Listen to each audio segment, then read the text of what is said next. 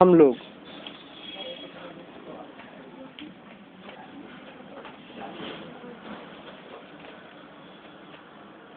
मानव समाज के विकास की दूसरी मंजिल के बारे में करने वाले हैं। इस मंजिल का नाम है दास व्यवस्था। पिछली बैठक में हम लोगों ने देखा कि जब हम वैज्ञानिक दृष्टिकोण को मानव समाज के इतिहास पर आरोपित करते हैं तो पाते हैं कि समाज का विकास धीरे धीरे करके लगातार होता चला गया है और उसको वैज्ञानिकों ने 5 अलग अलग मंजिलों में बांटा है। उसमें से पहली मंजिल के बारे में हमने पिछली बार बातचीत किया था। उसका नाम है आदिम कबीलाई मातृ प्रधान साम्यवादी समाज व्यवस्था। आदिम कबीलाई मातृ प्रधान साम्यवादी समाज व्यवस्था।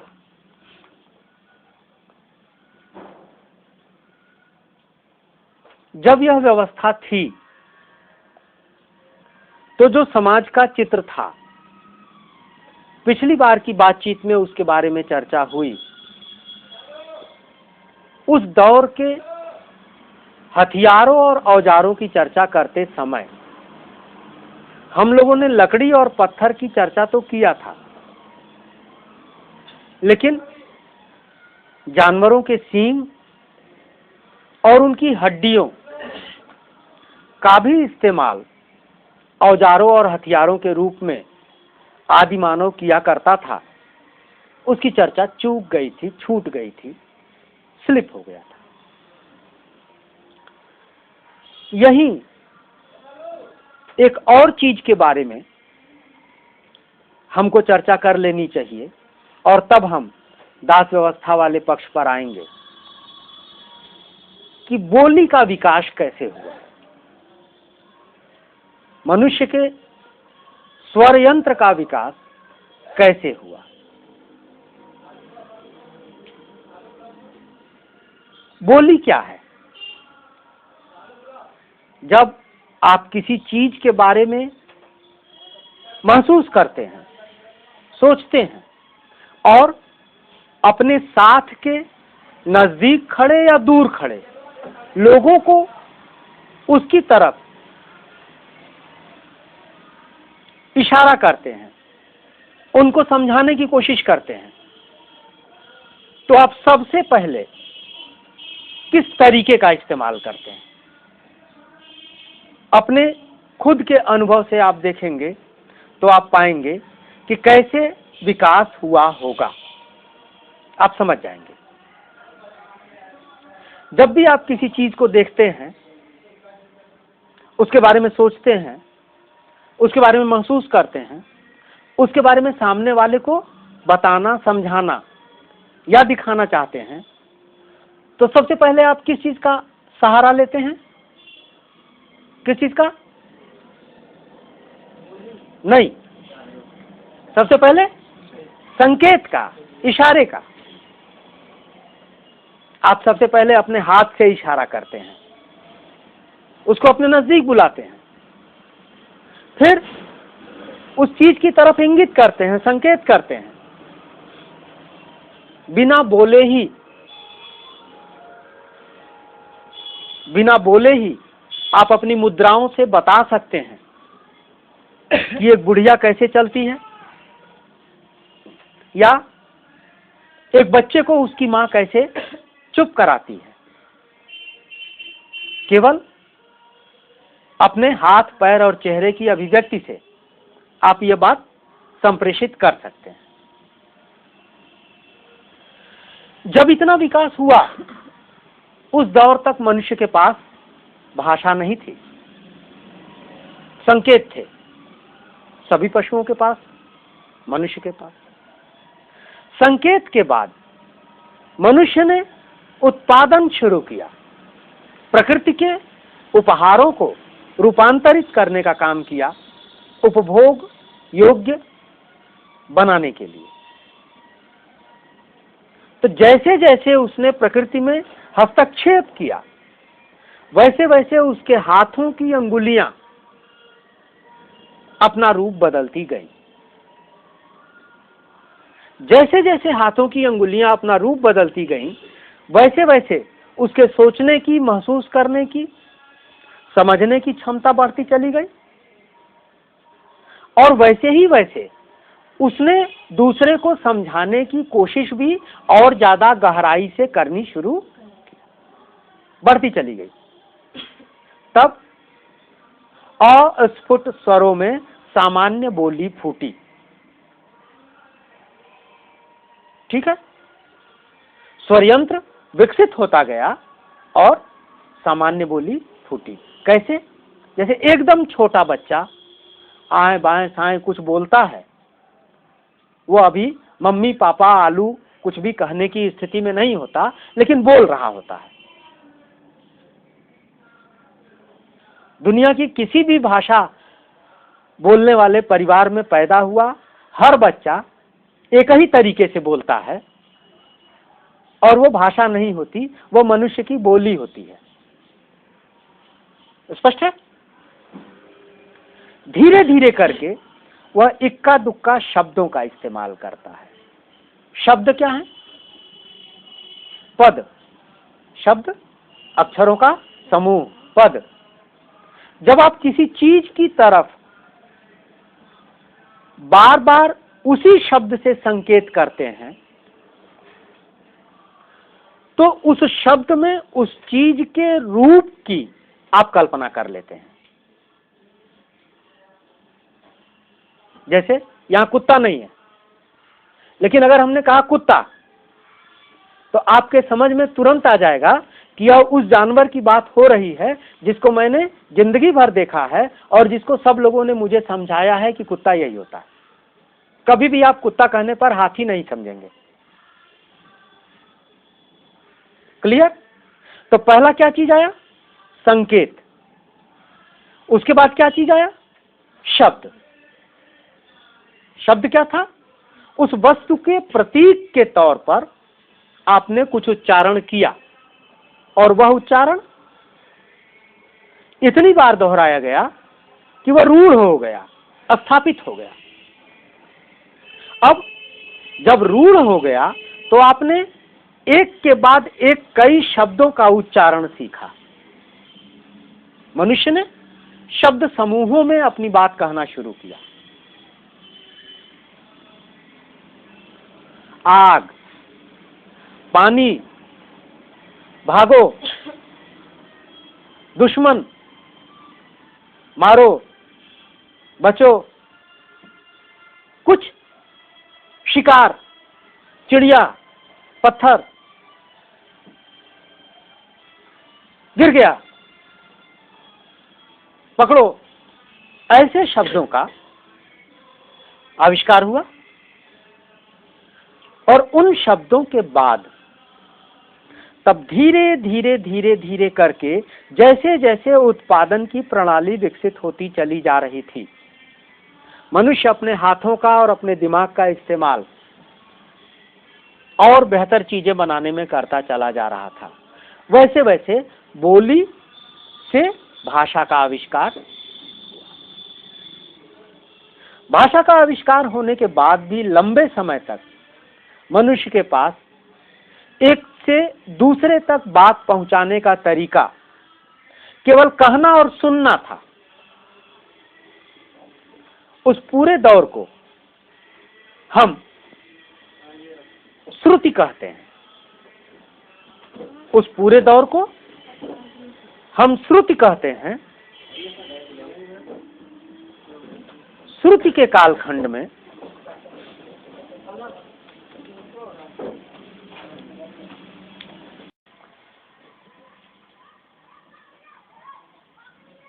जब श्रुति का दौर था तो पीढ़ियां एक दूसरे को सिखाते समय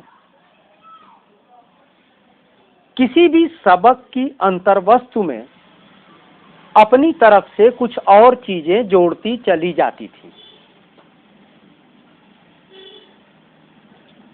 किसी विषय पर बात किया, एक पीढ़ी के एक बूढ़े ने, उस समय बात सुनने वाले और सीखने वाले लोग नौजवान थे। जब वो नौजवान लोग सिखाने की हैसियत में पहुंचे तब तक वो बूढ़ा जिसकी मूल प्रस्थापना थी वो मर चुका था। तब तक इन लोगों को कुछ और चीजें भी समझ में आ चुकी थी। तो इन में से अलग अलग ने अपने अपने इर्द गिर्द सुनने और सीखने वाले नए नौजवानों को जब सिखाना शुरू किया तो उसमें उनका अपना खुद का सोचा हुआ हिस्सा भी जुड़ गया और पिछली पीढ़ी के द्वारा बताई गई कुछ चीजें छूट गई।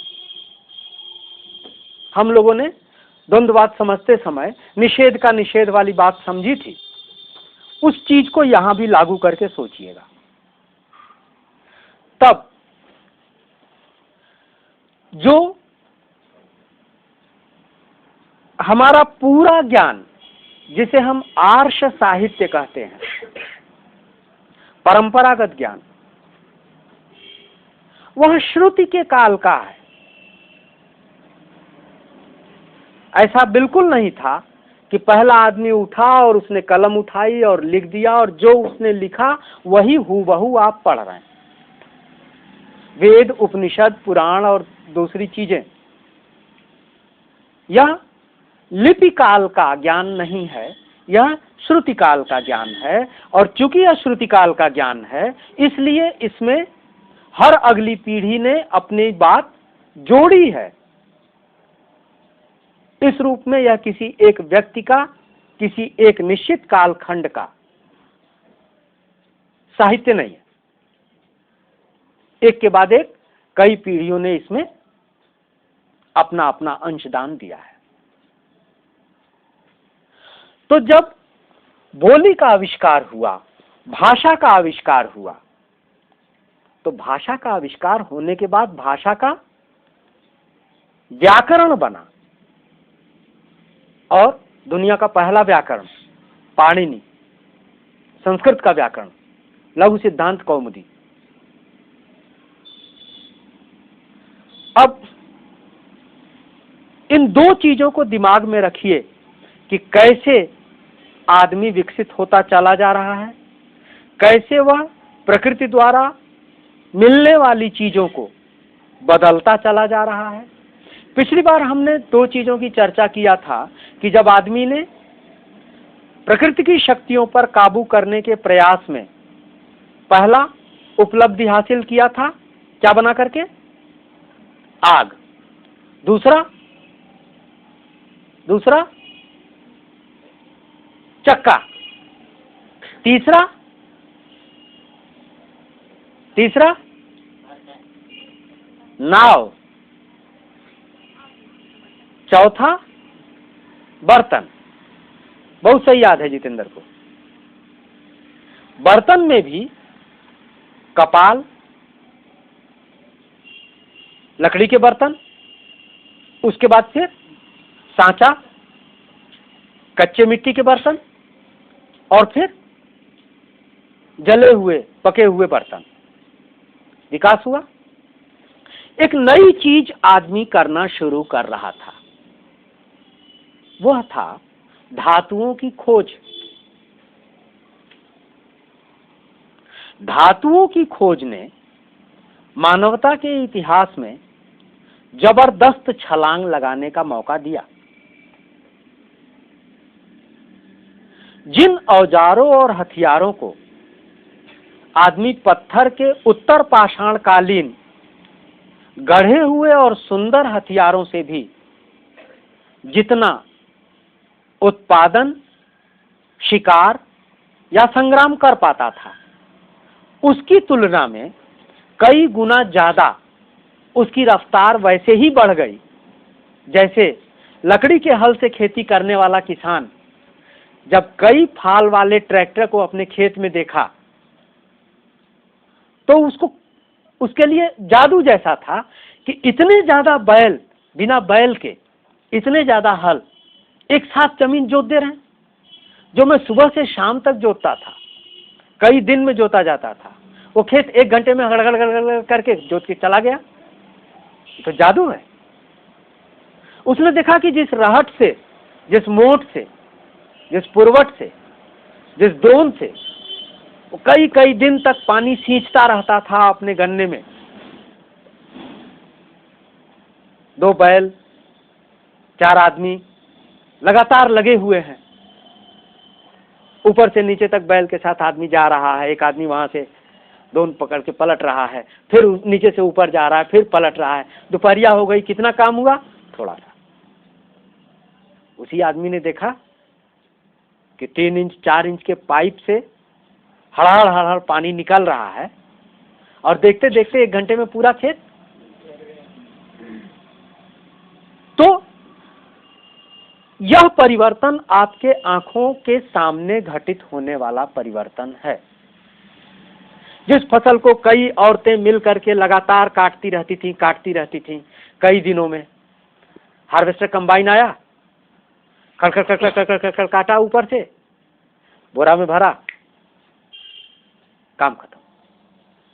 बिल्कुल इसी तरह का चमत्कारिक परिवर्तन धातुओं की खोज ने मानवता के उस चरण में, जब मातृ प्रधान व्यवस्था खत्म हो रही थी और दास व्यवस्था शुरू हो रही थी, उस चरण में किया था। सबसे पहले तांबे के हथियार, उसके बाद मिश्र धातुओं के, उसके बाद लोहे के हथियार। और लोहे का युग जो तब से शुरू हुआ तो आज तक चलता चला आ रहा है, उसको बदल करके उससे बेहतर कोई धातु ऐसी नहीं निकली जो औजार और हथियार के तौर पर मनुष्य का साथ दे सके। तो हम दास व्यवस्था के बारे में बातचीत करेंगे। वह दौर था जब युद्ध में पराजित कबीले के हर सदस्य को वध कर दिया जाना ही उस युग का न्याय था। उसके बाद वाला दौर आया जब कार्य सक्षम पुरुषों और सभी औरतों को इसलिए बचा लिया जाता था कि ज्यादा इलाके को खेत में, शिकारगाह में तब्दील किया जा सके या ज्यादा उत्पादन किया जा सके। काम करने वाले हाथों की संख्या बढ़ाने के लक्ष्य से विजेता कबीले ने पराजित कबीले के कार्य सक्षम शरीरों को जिंदा बचाना शुरू किया। इसमें दोनों का लाभ था, इसीलिए यह प्रगति थी, इतिहास की अगली मंजिल थी। विजेता को हाथ मिलते थे, पराजित को जिंदा रहने का, बदला लेने का, भाग जाने का मौका मिलता था। अब यह प्रगति तो थी, लेकिन इसने आदिम कबीलाई मातृ प्रधान समाज व्यवस्था की साम्यावस्था को ध्वस्त कर दिया। अब यह समानता का दौर नहीं रहा। अब विजेता कबीले के लोग मालिक होते थे, पराजित कबीले के लोग गुलाम होते थे। अब गुलाम के साथ वह सलूक नहीं हो सकता था जो अपने कबीले के लोगों के साथ होता था। अब परिस्थिति धीरे धीरे करके केवल उत्पादन और उपभोग, केवल शिकार और तुरंत खत्म कर देने, खा पी करके सफाचट कर देने के बजाय आने वाले दिनों को देखते हुए, मुसीबत के दिनों को देखते हुए संचित संपत्ति को न केवल संचित करके रखने बल्कि उस संचय को बढ़ाने की भी प्रवृत्ति कबीले के अंदर विकसित हो चुकी थी। ज्यादा से ज्यादा जानवर, ज्यादा से ज्यादा अनाज, ज्यादा से ज्यादा शिकार का क्षेत्र, इसकी आवश्यकता महसूस होने लगती। यही एक और विकास हुआ मानवता के इतिहास में। नारी अभी तक इसलिए जीवन के केंद्र में थी क्योंकि वही बच्चा पैदा करती थी, और कबीले के सदस्यों की जितनी ज्यादा संख्या रहेगी उतना मजबूत कबीला रहेगा। एक एक इंसान महत्वपूर्ण था। इस रूप में नारी जीवन के केंद्र में थी। व्यवस्था मातृ प्रधान थी। मां से ही पहचान हुआ करती थी। पिता का कोई परिचय नहीं था। लेकिन जब संचय की प्रवृत्ति बढ़ी तो हुआ क्या? हुआ ये कि जिस आदमी ने जितना ज्यादा शिकार किया, उस आदमी के अंदर हम के बजाय मैं का बोध पैदा हुआ। वो चाहे नारी रही हो चाहे पुरुष रहा। पहले समूची संचित संपत्ति समूचे कबीले की संपत्ति होती थी। व्यक्ति का स्वतंत्र कोई अलग से परिचय, अलग से कुछ नहीं था। अधिक से अधिक यह था कि यह फलाने का औजार है, यह फलाने का हथियार है। हर आदमी अपना हथियार अपने लिए गढ़ता था, या जो सब लोग मिल के गढ़ के उसको दे देते थे वो उसको ले लेता था। उसके बाद उस दौर तक यह माना जाता था कि जैसे मुर्गी बीच बीच में अंडा देती है, पेड़ बीच बीच में फल देते हैं, उसी तरह नारी बीच बीच में बच्चा पैदा करती है। लेकिन किस बच्चे का मुंह किस पुरुष से मिल रहा है? आप अनपढ़ गांव वालों के बीच में अभी भी ये देखते हैं कि फलनवा अपने नानी के पड़ल हूं, इनकर मुंह इनके फुफ्फा से मिलत है। तो यह चीज मनुष्य ने निरीक्षण, बारीकी से देखना, तुलना करना शुरू किया। उसको धीरे धीरे धीरे धीरे करके पीढ़ियों में जाकर के यह समझ में आया कि पुरुष और पिता नाम की भी कोई चीज बच्चे के जन्म के साथ जुड़ी हुई है। और तब मेरा हथियार मेरे मरने के बाद किसको मिलेगा? मेरे बेटे। उसके पहले क्या था? कबीले के मुखिया बुढ़िया के मरने के बाद जितने जवान लड़कियां रहती थी उनके बीच सत्ता संघर्ष होता था। उनमें से जो प्रबल होता था वो समूचे कबीले का नेतृत्व करता।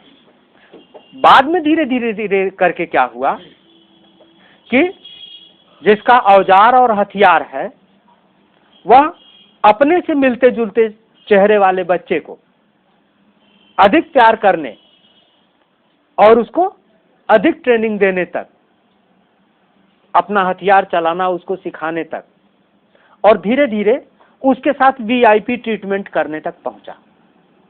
मैं और मेरा पैदा होना शुरू हो गया। क्लियर?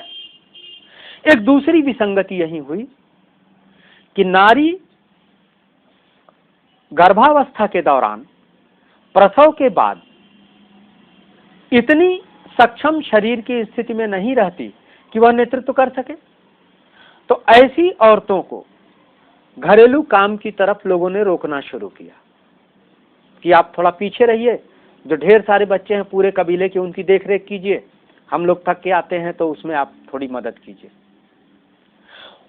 नारी के शरीर की वह विशेषता, प्रजनन की विशेषता जिसने की मनुष्य की सृष्टि किया, जगत की रचना किया, उस विशेषता ने ही नारी को गुलाम बनाया।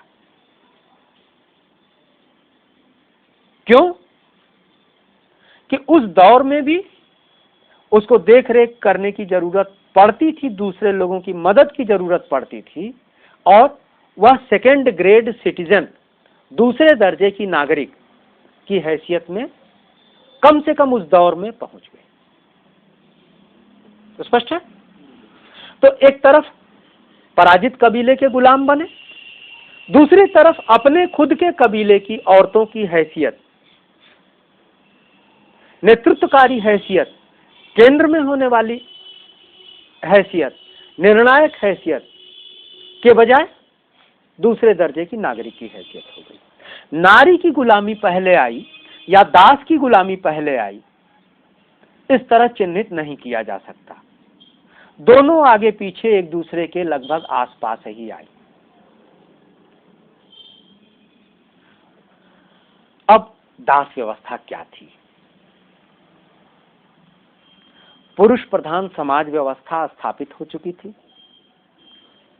मातृ प्रधान समाज टूट चुका था। कबीलों का जीवन और ज्यादा सुगठित हो चुका था। खेती की शुरुआत हो चुकी थी। पशुपालन की शुरुआत हो चुकी थी। सभ्यता धीरे धीरे धीरे धीरे करके बढ़ना शुरू हो गई थी। इस बढ़ती हुई सभ्यता ने अपने लिए सुख के साधन, सुविधा के साधन बनाने का दायित्व जिनके कंधे पर रखा, उनका नाम था गुलाम। गुलाम माने पशु, दो पैरों का जानवर,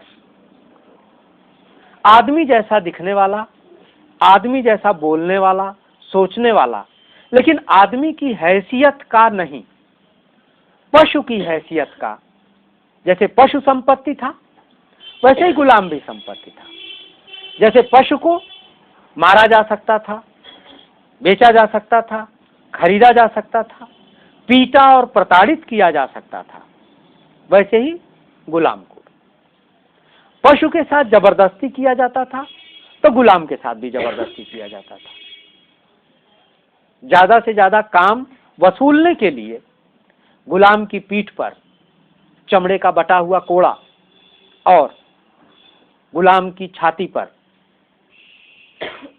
तलवार और भाले की नोक लगातार बनी रहती थी। अगर उसको जिंदा रहना है तो उसको तब तक खटते रहना है जब तक मालिक की इच्छा है। बीच में रुकने, गति बंद करने, धीमा करने, विरोध करने का एक ही परिणाम था, और कस के पिटाई या मौत। यह दौर एक ऐसा दौर था जब प्रकृति की सभी प्रजातियों में से सबसे ज्यादा विकसित प्रजाति मनुष्य ने अपनी ही प्रजाति के दूसरे जीवों के साथ चरम दुर्व्यवहार किया। दुनिया में कोई शेर दूसरे शेर को अपना गुलाम नहीं बनाता, कोई हाथी किसी हाथी को गुलाम नहीं बनाता, लेकिन एक आदमी ऐसा जीव है जिसने दूसरे आदमी को गुलाम बनाया और बोला, मैं मालिक, तू गुलाम। यह जो भेद पैदा हुआ, इसने मनुष्य को एक तरफ सभ्यता की सीढ़ी पर चढ़ने में मदद किया और दूसरी तरफ मानवता के धरातल से पतित होने का आधार दिया। अब मनुष्य मनुष्य नहीं रहा। अब मनुष्य दूसरे की संवेदनाओं को उस तरह से महसूस करने वाला नहीं रहा। वो उसको पीड़ा दे करके, उसको यंत्रणा दे करके, उसको त्रस्त करके, किसी भी कीमत पर उससे अपना काम करवाने वाला क्रूर, निष्ठुर, निर्मम, अंतिम हद तक अत्याचार करने वाला जालिम एक ऐसा प्रशिक्षित दिमाग में बदलता चला गया जो नितांत बर्बर और पाशविक से भी गया गुजरा था। और यह दौर एक दिन नहीं रहा, दशकों नहीं रहा, शताब्दियों नहीं रहा, हजारों साल तक रहा। दास व्यवस्था का कालखंड हजारों साल तक रहा। रोमन साम्राज्य दुनिया का सभ्यताओं के इतिहास में आपने तो गीत सुना होगा, यूनान मिस्र रोमा सब मिट गए जहां से। रोमन सभ्यता, पूरी सभ्यता किसके दम पर खड़ी थी? दासों के दम पर। स्वतंत्र इंसान जनतंत्र चलाते थे और दास उनकी तुलना में संख्या में कई गुना ज्यादा दास, उनकी हैसियत पशुओं की हैसियत थी। रोमन गणतंत्र मालिकों का गणतंत्र था और रोमन साम्राज्य दासों के श्रम पर, उनके खून पसीने पर अपने वैभव के चरम तक पहुंचा था, अपनी समृद्धि के शिखर तक पहुंचा था। तो दुनिया में हर क्रिया के बराबर और विपरीत प्रतिक्रिया, प्रतिक्रिया का दो ही परिणाम, दोनों एक दूसरे से टकरा करके खत्म हो जाए, एक तीसरी शक्ति का जन्म हो, या उनमें से प्रभावी को पराजित करके जो गौड़ है वो प्रभावी भूमिका में आ जाए। तो अत्याचार इतना ज्यादा था, आप अपने यहां कहानियों में पढ़ते होंगे, छोटी छोटी कहानियां याद कीजिए बचपन से लेके अब तक। एंड्राक्लीज और शेर की कहानी। एक गुलाम था, वो अपने मालिक के अत्याचार से त्रस्त होकर के जंगल में भागा। जंगल में गया तो उसको एक शेर मिला। शेर के पंजे में कांटा चुभा हुआ था। आदमी ने शेर के पंजे से कांटा निकाला, उस पे कुछ घास वास बटोर करके जुटा के पुलटिस पट्टी बांधी। गया एक खरगोश मार के ले आया, थोड़ा खुद खाया, थोड़ा शेर को खिलाया, दोनों की दोस्ती हुई। बाद में भागा हुआ गुलाम दाग देते थे माथे पर, छाती पर, जैसे नगर पालिका के सांड को दाग देते हैं, दाग देते थे कि ये गुलाम है। उसके गले में लोहे का तौक, लोहे का कड़ा, उस पे मालिक का नाम लिखा हुआ, पहना के रखते थे।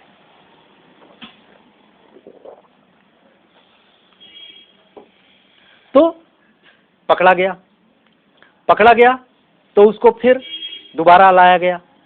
सजा मौत की देनी थी, तो मौत की सजा देने के लिए उसको एक अखाड़े में छोड़ दिया गया और उधर से एक भूखा प्यासा शेर छोड़ा गया। शेर दहाड़ता हुआ गुलाम की तरफ बढ़ा और जब नजदीक आया तो दोनों ने एक दूसरे को देखा और एक दूसरे के साथ प्यार करने लगे। शेर उसके पास जाकर के अपना थूथन रगड़ने लगा।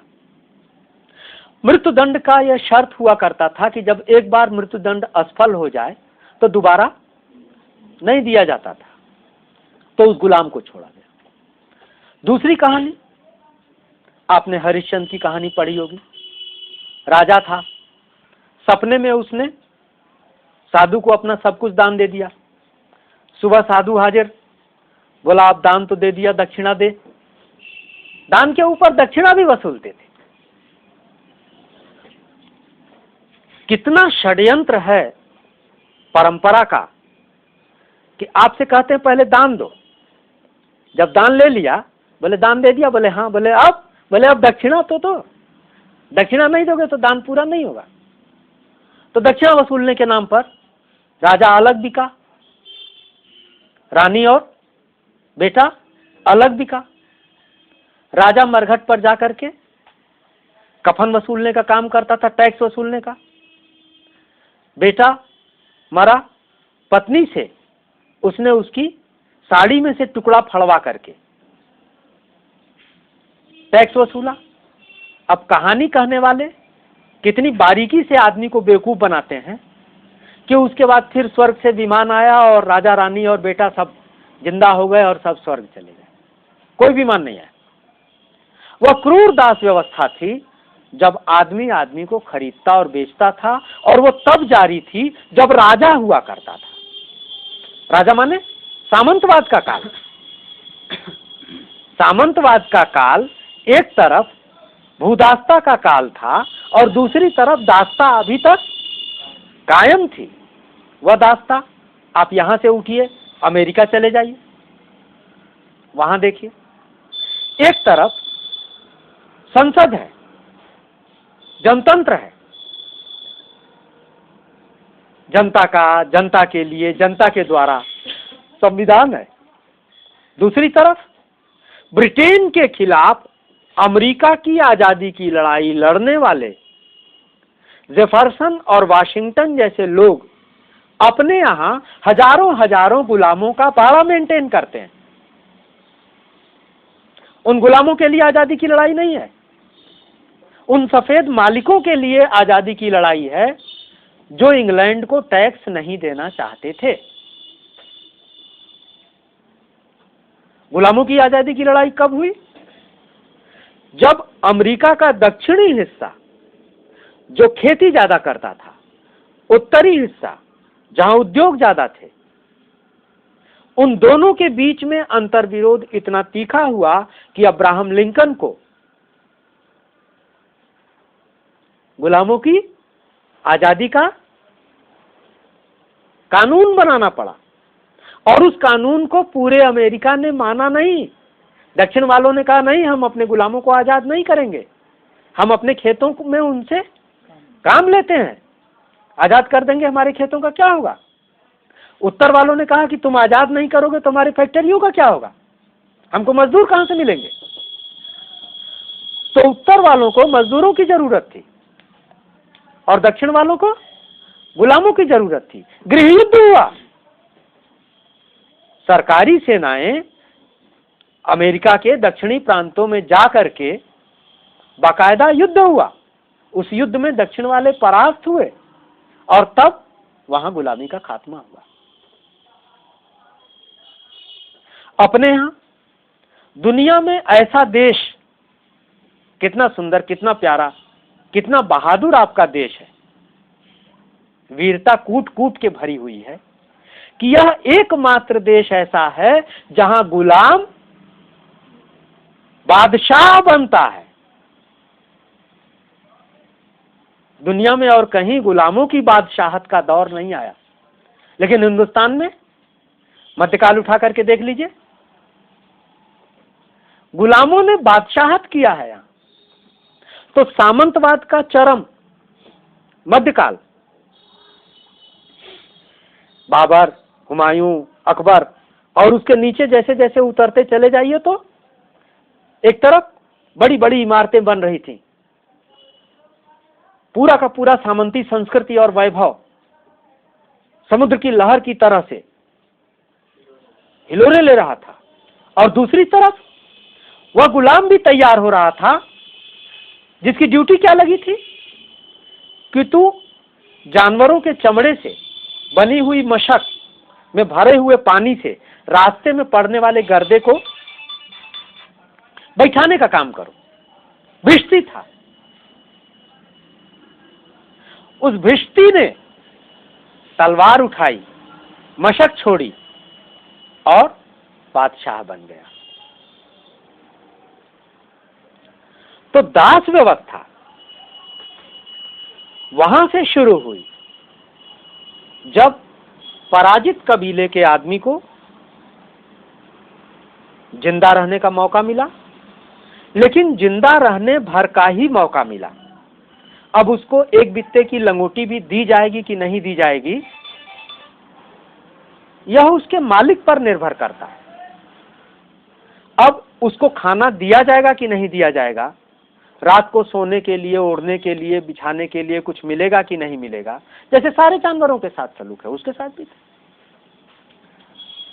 तो उसको केवल जिंदा भर रहने भर को खाना दिया जाता था, और इतना ज्यादा अत्याचार था कि कब कौन सा गुलाम मार के टांग दिया जाएगा कोई कहना मुश्किल था। कभी भी किसी को भी बुलाते, मारते, लटका देते। क्यों मारते थे? क्योंकि एक गुलाम को मार देने पर बाकी सारे गुलाम अनुशासन में रहेंगे। तो अनुशासन की आदिम पद्धति मृत्युदंड था। समाज में व्यवस्था कायम रखने का, शांति व्यवस्था कायम रखने का, काम सुचारू रूप से चलता रहे, इसका पहला दंड क्या था? मृत्युदंड। किसको दिया जाता था? गुलाम को। स्पष्ट है? तो गुलाम मृत्युदंड से बचने के लिए खटता था, पशु की तरह खटता था, पेशियां ऐंठने तक खटता था, जुबान तड़कने तक खटता था। और किसके बच्चे को, किसकी पत्नी को, पत्नी जैसा कुछ था नहीं, गुलामों का कोई पत्नी बच्चा नहीं, कब कहां किसके यहां बेच दिया जाएगा कोई निश्चित नहीं था। तो वो पूरा का पूरा एक पशुवत जीवन था। और उस पशुवत जीवन ने ही रोमन साम्राज्य के समृद्धि की रचना किया। इतनी रचना किया कि दुनिया भर से पकड़ पकड़ के सेनाएं जाती थी, युद्ध लड़ती थी, जाती थी, घेर के पकड़ के शिकार करती थी। अफ्रीका में यूरोप के लोग जाते थे, घेर लेते थे पूरे इलाके को, जितने आदमी मिलते थे उनको बटोर लेते थे, बटोर के पानी से चलने वाले जहाजों में भर देते थे, भर करके ले जाते थे उनको यूरोप और अमेरिका और दूसरी जगहों पर। उनकी बाकायदे मंडी लगती थी, उनकी थोक में बोली लगाई जाती थी। एक मंच जैसा बना होता था, एक बाड़ा जैसा बना होता था, बाड़े में उनको भर के रखा जाता था। मंच पे ले जाकर के उनके कपड़े उघाड़ करके, उनका दांत खोल करके, दांत की गिनती करके दिखाया जाता था कि ये इतना गुलाम है, ये इसकी इतनी पढ़ाई लिखाई सिखाई हुई है, ये इस काम को जानता है, इसकी बोली लगाई। तो सबसे ज्यादा जो बोली दे देता था वो उसको खरीद के ले जाता था। क्लियर? अब उस गुलाम की कल्पना कीजिए जिसका बाप गुलाम रहा हो और उसके बाप का बाप भी गुलाम रहा हो। तो एक पीढ़ी का आदमी जो पहली बार पकड़ा गया हो युद्ध में, चाहे घेर करके, उसे तो अपने आजादी के दिनों की थोड़ी भी याद बनी रहेगी, मरने तक बनी रहेगी। लेकिन उसका जो बेटा गुलाम होगा, उसने अपने पिताजी के मुंह से जो कुछ आजादी के बारे में सुना होगा, उसकी कहानी होगी। और उसका जो बेटा गुलाम होगा, वहां तक पहुंचते पहुंचते वह कहानी दंत कथाओं के रूप में धूमिल हो चुकी रहेगी। जैसे भगत सिंह के दौर में जो लोग थे, वो जब बूढ़े हुए होंगे तो उन्होंने जो बताया होगा वो उनके बच्चों के लिए होगा कि हमारे पापा भगत सिंह के साथ लड़े थे। लेकिन अब जो बच्चे होंगे उनको अगर बताया जाएगा तो ये कहना होगा कि एक थे भगत सिंह। तो उस दौर की वो कल्पना भी कुछ कुछ कर पाएगा, सोचेगा भगत सिंह माने वो जो टीवी में दिखाई देता है, कुछ उस तरह का होगा। आजादी की बात तीसरी पीढ़ी होते होते धूमिल हो जाती थी और तीसरी पीढ़ी के गुलाम का नाम था कोरू। 3 पीढ़ी का जो गुलाम हो उसको क्या बोले? कोरू। स्पार्टकस नाम का गुलाम एक ऐसा ही गुलाम था जिसके नेतृत्व में रोमन साम्राज्य के विरुद्ध गुलामों ने वह विद्रोह किया जिसने पूरे रोमन साम्राज्य को दहला दिया। उसकी कहानी अमेरिका के साहित्यकार हावर्ड फास्ट ने लिखी है। अंग्रेजी में उसका नाम है स्पार्टकस, हिंदी में उसका अनुवाद अमृत राय ने किया है, उसका नाम है आदि विद्रोही। तो आज की बातचीत हम लोग रोकेंगे और स्पार्टकस और उसकी कहानी के साथ दास व्यवस्था का और विस्तार में विवरण अगली बातचीत में उठाया जाएगा।